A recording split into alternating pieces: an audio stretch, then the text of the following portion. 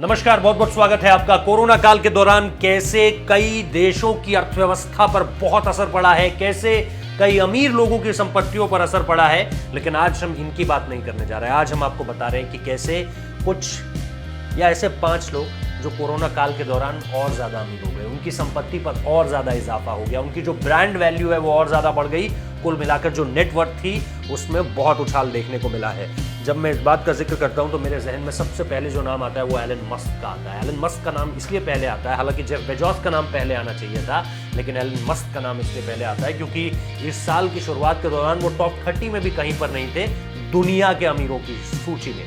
लेकिन साल खत्म होता गया और उनकी जो रैंकिंग थी वो लगातार लुढ़कती रही और वो आ गए टॉप 10 में, और उसके बाद वो टॉप 5 में भी आ गए। और जैसे जैसे उनकी रैंकिंग इस तरह से डिक्लाइनिंग ऑर्डर में गिरती रही, वो दुनिया के अमीर लोगों की सूची में टॉप 5 पर है इस समय पे।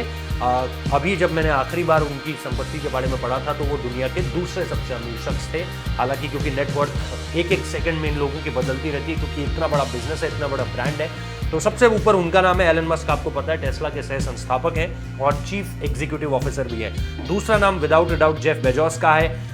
अमेजन कंपनी है उनकी, जिसके वो संस्थापक हैं और अगेन चीफ एग्जीक्यूटिव ऑफिसर भी हैं। इसके बाद जोंग शनशन हैं जो नो फ्रूट स्पिंग के संस्थापक हैं। ये कंपनी जो है पानी की बॉटल्स बनाती है और इस समय पे आपको पता है ऐसी चीज़ें जो बहुत ज़्यादा हेल्दी हैं, जो हेल्थ कॉन्शियस हैं, जिनको लेकर आप ये कह सकते हैं कि सुरक्षा की गारंटी है पूरी तरह से कि ये पानी अगर पैक्ड है तो इसमें किसी तरह का कोई मिलावट नहीं होगी, ये पूरी तरह से सही होगा। तो उसकी इनकी कंपनी है जोंग शनशन की, और इनकी कंपनी में भी इजाफा हुआ है। इसके साथ साथ बर्नार्ड आर्नोल्ड, इनका तो आपने नाम कई बार सुना होगा, एलवीएच ग्रुप के मालिक हैं।